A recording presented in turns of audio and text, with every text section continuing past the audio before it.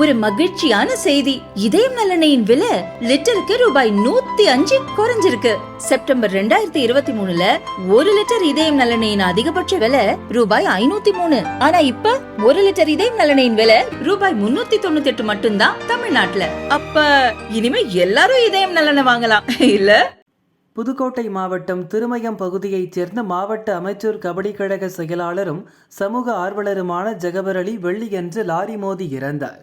கனிமவள கொள்ளைக்கு எதிராக தொடர்ந்து போராடிய சமூக ஆர்வலர் ஜகபர் அலி கனிமவள கொள்ளையர்களால் அச்சுறுத்தலுக்கு உள்ளாகி வந்தார். அது தொடர்பாக கடைசியாக அவர் பேசிய வீடியோ ஒன்றும் வெளியானது.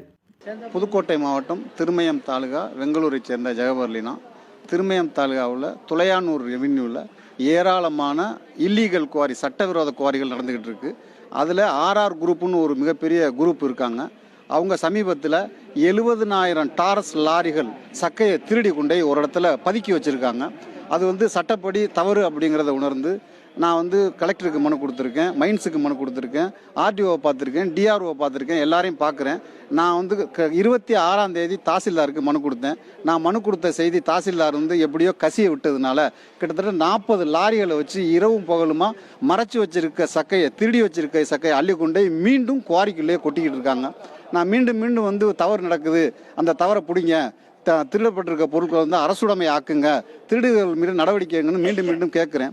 அதிகாரிகள் என்ன சொல்கிறாங்கன்னா, இன்னும் 1 வாரம் பொறுத்துங்க, 10 நாள் பொறுத்துங்கன்னு சொல்கிறாங்க. இன்னும் 10 நாளைக்குள்ளே பாக்கி இருக்க 30,000 லோடையும் கொண்டு அவங்க மலையடிக்குள்ள கொட்டிடுவாங்க. இருந்த எந்த தடையும் தெரியாமல் ஆக்கிடுவாங்க.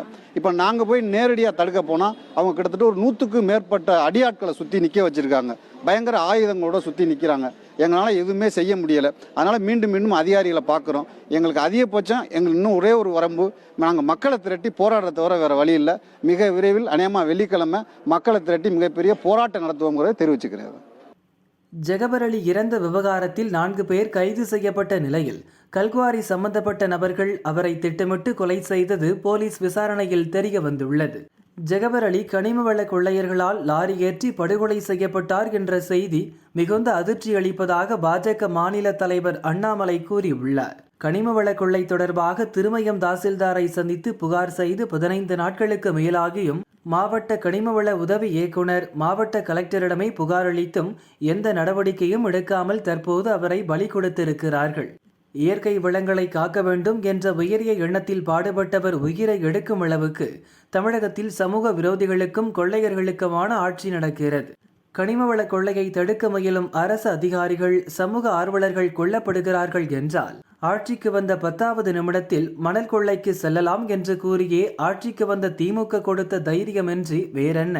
கனிமவள கொள்ளையர்கள் மீது நடவடிக்கை எடுக்காமல் புகார் அளித்தவரை காட்டிக் கொடுத்து மிக மோசமான முன்னுதாரணத்தை ஏற்படுத்தியிருக்கிறது திமுக அரசு. ஜகபர் அலி இறப்புக்கு நீதி வேண்டும்.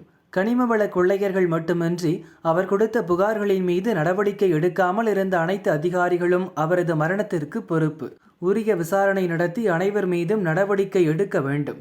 இந்த கொலை குற்றத்தின் பின்னணியில் உள்ள உண்மையான குற்றவாளிகள் கனிமவள கொள்ளையர்களை விட்டுவிட்டு லாரி டிரைவர் உள்ளிட்டவர்களை மட்டும் கைது செய்து வழக்கை மடைமாற்றலாம் என்ற எண்ணம் இருந்தால் மிக மோசமான விளைவை திமுக அரசு எதிர்கொள்ள நேரிடும் என்றும் எச்சரித்துள்ள அண்ணாமலை ஜகபர் அலி இறப்பதற்கு முன் பேசிய வீடியோவையும் வெளியிட்டுள்ளார்.